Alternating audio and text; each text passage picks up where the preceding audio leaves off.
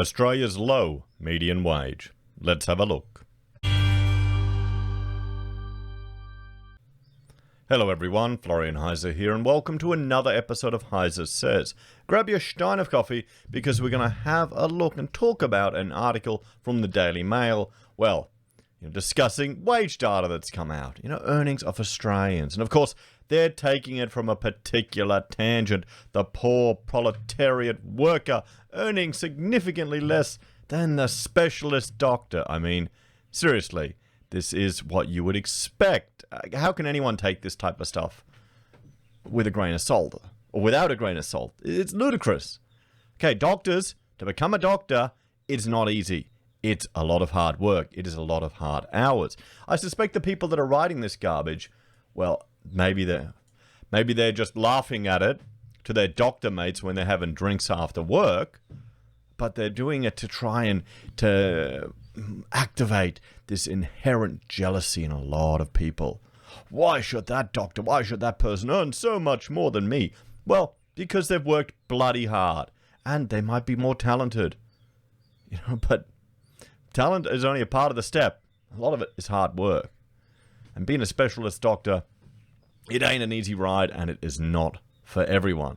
So let's have a look. Before we go through this, let's talk about a few things. Now, this is our wage growth that we've had since 1990 to 2020. It's gone up 322%. That's the change. So, yeah, decent, but it doesn't keep up with property, doesn't keep up with other things. And let's have a look at this. What an average Australian really earns, because they're talking about the average here. Okay, and there's a topic that we'll have to start doing a bit of high school mathematics again when we discuss the difference between the average and the median, everyone, and the modal. I'm serious. I've had to good old high school maths, which I don't know if journalists do. So, what an average Australian really earns, and average isn't smack bang in the middle, with specialist doctors getting more than 6 times as much. Well, good on them. A worker on an average salary in Australia is paid just 1/6 of what a specialist doctor gets. Well, they're probably adding 1/6 of the value. That's what the only issue with the healthcare system is that the government intervenes so much, so that can inflate some of the costs and deter competition. The average taxable income covering casual workers to full-time professionals stands at $62,549 a year. The ATO has released a comprehensive breakdown of what workers earned in 1819. Australia's 4,150 surgeons had the highest pre-tax salaries of $394,303. Now just think about that. There's less than 5,000, only 4,150 of them in the entire country, surgeons. And they're getting paid $394,000. All I see there is what are they doing to try and minimize the tax they're going to pay on that, guys? It's insane how many people that they would support. So, anesthetist, and I butchered that, were the next average salary of $386, 3,412 of them putting in a tax return. Medicine specialists were third on the list with a mean taxable income of $304,000. Finance dealers had average pay of $275,000, ahead of psychiatrists at $235,000, medical practitioners at $222,000, legal professionals at $188,000, mining engineers at $184,000, chief executives at $164,000, and engineering managers at $159,000. Australian full-time workers had an average of $89,000 at the end of last year, putting them well above the average taxable income declared by all workers. But the typical worker, putting in at least 38 hours a week, only earns a quarter of the richest professionals, many of whom likely have a degree in medicine. Yes, okay. What's wrong with that? What is wrong with that? Work is not to do with how many hours you're sitting there. Maybe if you've got a low-skilled job, sure. That's one way to compensate you. But in the professional realm, it's to do with, what value you add. And how many of these are private practice professionals, have their own private practice, they run their own business as well as working in the public and private sector. While the rich have been getting richer, or at least staying rich. Oh, come on. I mean, this is the Daily Mail, guys, so we've got to put up with this garbage.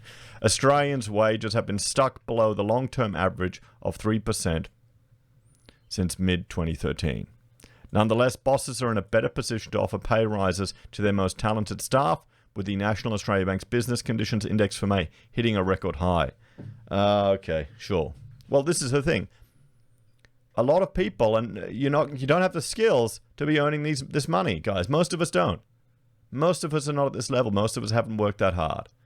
And you've got to be okay with that. You can't see this stuff and start getting jealous. So, trading profitability forward.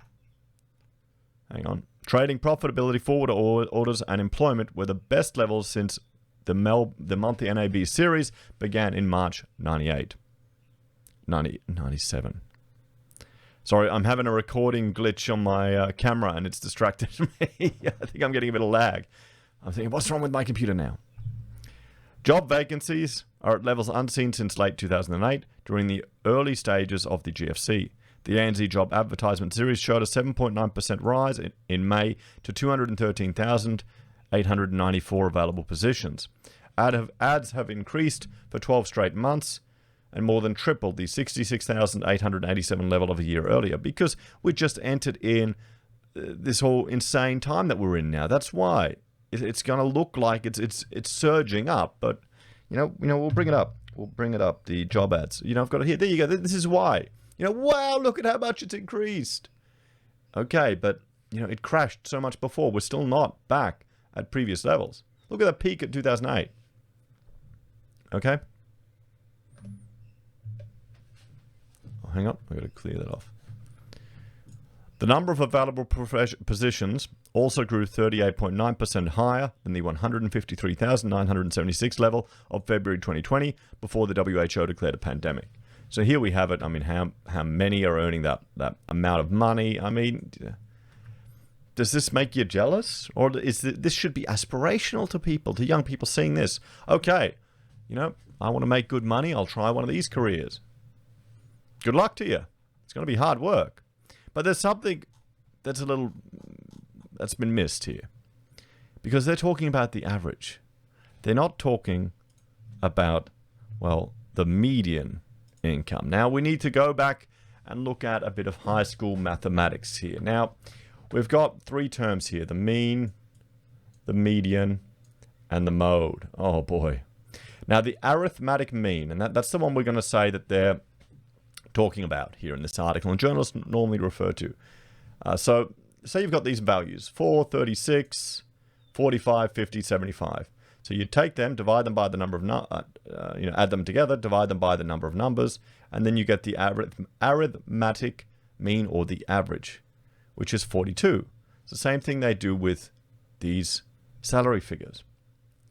You've got the mode, okay? The mode is just the most frequent number that they have here, which isn't as useful to salary figures. I think it'd be interesting, but it isn't. But what we want is the median, where you've got, here's the median, half your population is to one side and half your population is to the other side. And, Australia doesn't look as good when you look at the median. So here we have, this is from the ATO data that was released. So the median has gone up from 1718 at 51,126, and that's about 10 grand difference pretty much from the average, guys.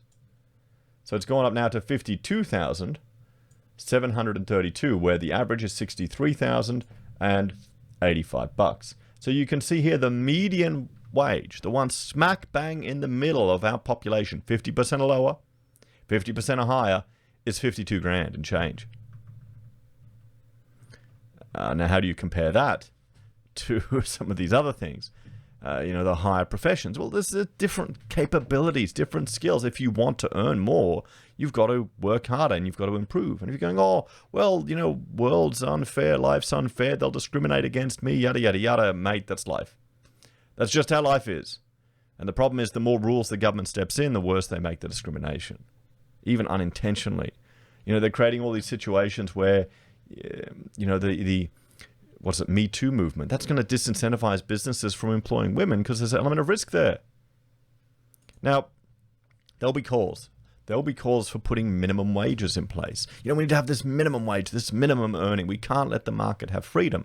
Now, the problem with that is, say this here is a wage that's set by the market. Let's just say right here. And Joe Blogs comes in and, has a bit of a cry on the television.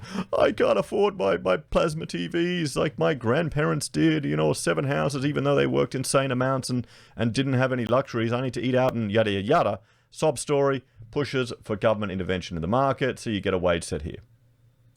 Now, the problem is, all of a sudden, the supply, the number of people who want to work just shoots right up, at this level, at B. So there's so many people here that want to work. People who wouldn't have worked for this level, this price, also it's $10 an hour.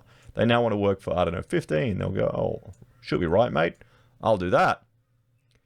But the businesses that were this number here, QE number of businesses that could pay for those workers, well, they can't afford to pay that minimum wage, so they reduce staff, they don't take people on, they let people go, they have less hours. So now we have this number here. This is the number of businesses that can afford to do it. So there is a difference. So rather than there being equilibrium in the economy with the demand and supply leveling out, you have more people looking for work than actually are available and offered because of this artificial intervention in the market. So this is one reason why if you've got people struggling to find work, this is one of the reasons. You can't be going off about bludgers and this when they might be priced out of the market. They may not have the skill levels to even work at this level, so they may not get a job, or businesses just may not be able to provide those opportunities. And you have here a dead weight loss. Okay, if the market were free to work, the difference between QE and QPC, this difference here, that's the dead weight loss. That's the number of jobs that you could have if you didn't intervene. And what's more important, being a dead weight or having a job? And the other issues, and we'll discuss some solutions here. What could we do to this? Well, number one, we need to reduce the tax burden on citizens so people aren't so jealous about people earning more. And then there's less incentive for these rich doctors and professionals to shift money into property to mitigate their tax. This is a dream, never going to happen, but hey, we need to talk about it. Remove pay as you go. Make people pay their taxes. Make them log into their bank every month and type in, oh, why am I paying the ATO this much money? Why do I have to do that? What's going on? And it'll free up employers not having to do with that rubbish, and people themselves can really appreciate how much they get to give to the government. I think that would shift the Overton window faster than anything else. Now, then, we need to make it easier to hire and fire people. I know it sounds cruel and it may be counterintuitive, but you need to make it easier to bring people on. You need to make it easier to let people go. That means there'll be less risk of employing people. So you're going to take a shot on someone. You're going to go, okay, you see someone who may have been out of work for a long period of time, may not have had a job. You're not going to hire them. You're thinking, what's wrong with them? But if you can easily turf them if they're a problem, then there's more incentive to take a punt on them, to give them a shot. Oh, but then we won't have job security. Well, you don't really have it anyway, guys. A business could go bust and you could lose anything. And then you're on a current affair crying to the government. Help me. I don't have an emergency fund. Create special economic regions. We need to experiment with reducing the government intervention in the economy and in our lives. Eventually, you'd want the greatest impact on people's lives from the government to come from a city-state type of level, where that's where the wages are set. That's where even taxes are set. And they're contributing up from the city-state to the federation for protection and things like that. But again, something for discussion. Perhaps not in our lifetime, but you never know. You never know. Let's start by just getting rid of pay-as-you-go. Let's just push for that, so everyone needs to pay their own taxes. And that honestly, Forcing people to stuff up with that a few times would probably have a tremendous impact on improving the financial literacy of our country. What do you think? Am I just dreaming, guys? Should I go to the pool room? Let me know. As always, thanks for watching. Like, share, subscribe to the channel. Let me know your thoughts and opinions on this topic in the comments down below. If you're a fan and enjoy what I create here, there are a few ways you can support us. You can join us on YouTube or Patreon. You can sign up for SelfWealth or Stake. You can use our affiliate links at Amazon, eBay, Independent Reserve, or good old AussieBroadband. Buy a merch from HeiseSays. Thank you to the person who just bought 2 pocket squares the other day. Appreciate it. I'm about to package them up today. I'm saying this now so I will not forget. And you can use Gold Pass from the Perth Mint or PayPal. Take care, everyone. Have a great day. I'll see you in the next episode. Bye for now.